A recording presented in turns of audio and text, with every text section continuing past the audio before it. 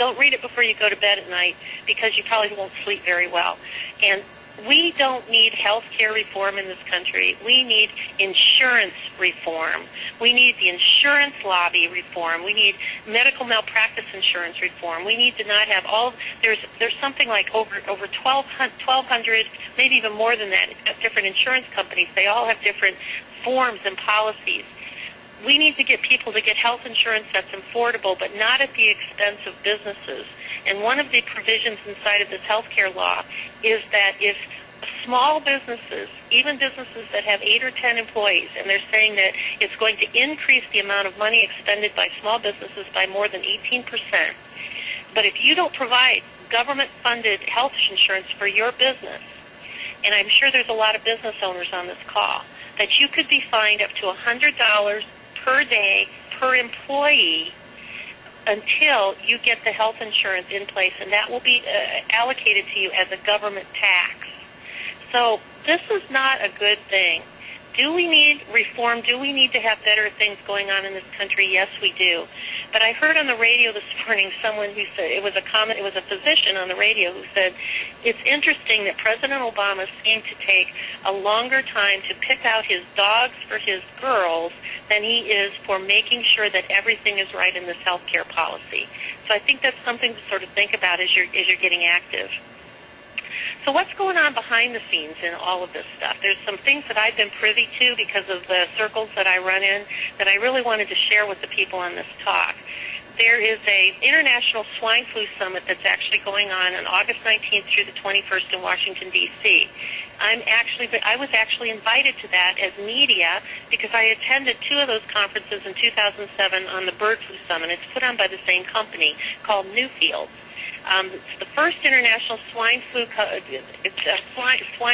summit, and these are the things that they're planning to discuss behind closed doors at that summit. And one of the reasons I very much wanted to go, they're talking about how do you overcome a reduced workforce of 40%, how to manage interruption in food and fuel and essential supplies, how to manage mass public panic, how to implement training programs for fatality management, how to conduct morgue operations, how to conduct final disposition of bodies, how to effectively apprehend, examine, and release people who are suspected to be ill, how to effectively undertake mass vaccinations, how to enforce quarantines, how to effectively transform schools and facilities into shelters.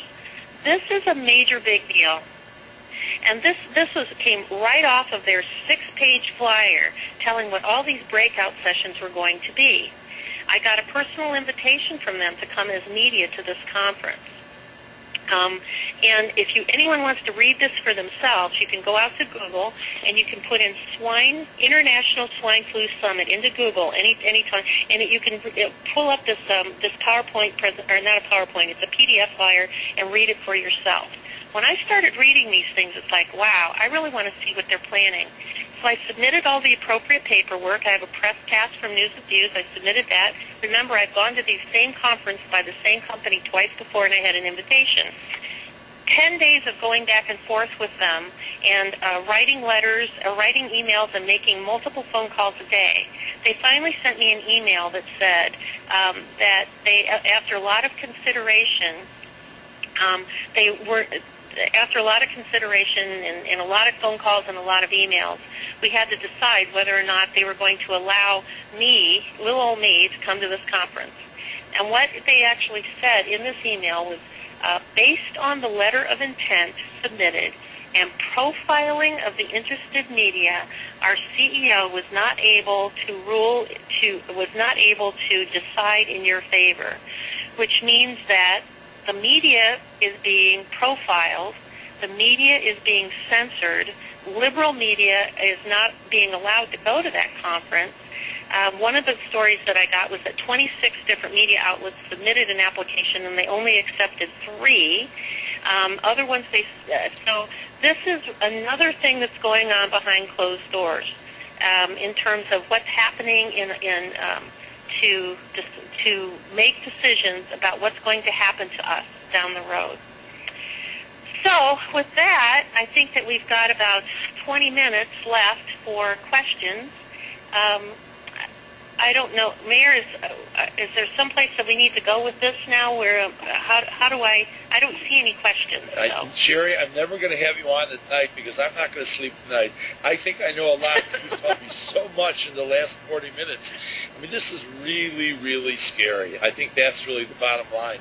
You know, we've got. I'd say we have about 110 questions, Sherry.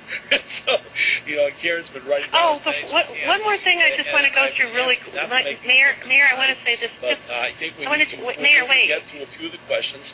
But whenever we have time, and it may not be on a Monday or Wednesday night, we can come back just for questions and answers. I mean, this is scary. This is just really, really scary.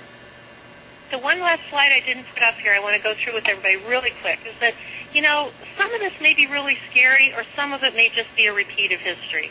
We did the same thing in 2007 over bird flu. We said that it was in 40 countries and 270 people died. And HHS, Department of HHS allocated $132 million for pandemic flu vaccines for bird flu. They were given, the pharmaceutical company was given complete immunity. President Bush allocated $1.2 billion for pandemic flu preparedness. Tamiflu stock and Tamiflu went right straight through the roof. So how many more billions of dollars do we as people need to pour into the pockets of the pharmaceutical industry over either a perceived or their reality of what's going to happen to us? And I would love to have the opportunity to come back and just do a question and answer mode on this some night, because this is really a scary proposition, and it's happening in real time. It's really happening in real time. You know, one of the best pieces I saw from you, and so much of your work is outstanding, and I'm going to post it everywhere, is the you brought together all the data to show that the flu vaccine has never worked. And I make actually like because a lot of people have asked that question also. The flu vaccine has never worked in any age or ever. And can you address that, Dr. Tenpenny? Yeah, I really can. And they can go out and Mayor, I'll give you this. I'll send it to you so you can have it on your website too. I think Nick has it on medicalvoices.org. If not, I'll make sure he has it. I've got it on drtenpenny.com. It's on pandemicfluonline.com. It's a 2-page PDF file that actually shows the research that it says that flu shots have never worked in babies. Flu shots don't work with kids with asthma. In fact, the statistics show that if you get a flu shot to kids with asthma, you increase their risk of going into the hospital. Flu shots don't work with middle-aged adults. In fact, if you take a population of vaccinated versus unvaccinated adults, the vaccinated adults only miss 0.16% fewer days of work than the ones that get flu shots. So people say, I need to get my flu shot so I don't get sick. You're not going to be any healthier than ones that don't get flu shots.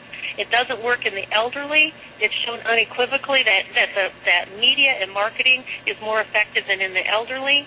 So it doesn't work anywhere. And I'm really surprised that some really smart lawyer somewhere doesn't figure out that this is fraud and abuse, this is waste of taxpayer dollars, that we are using a substance on the elderly and using Medicare dollars to vaccinate them, and it doesn't even work. The problem is, just so you outlined a little bit earlier, I'm not a smart lawyer. I mean, I am a lawyer, but you know that's only later on in life I got my degree. Even though I'm in lots of lawyer circles also, and that is, what are you going to do as a lawyer? They have total immunity, and what you brought up I thought was phenomenal. That they have not only no incentive to do studies on safety, but they could be damaging because the studies could be used against the drug manufacturers as being willful intent. Willful intent. You know, Carrie, you know, we got some very good questions here. So why don't you go ahead? Okay, I'm going to go with the first one that kind of would affect everyone, and it's people want to know about boosting their immune system. One, if they felt that they had to take the vaccine, which we're going to try and avoid with all of our power. But even if we don't end up taking it, and this disease, the swine flu comes around this fall, give us some tips for boosting the immune system. Well, obviously, some of the most important things you can do are some of the simplest. I mean, I know that Mayor talks a lot, and we've talked about on these webinars before about increasing your vitamin D level.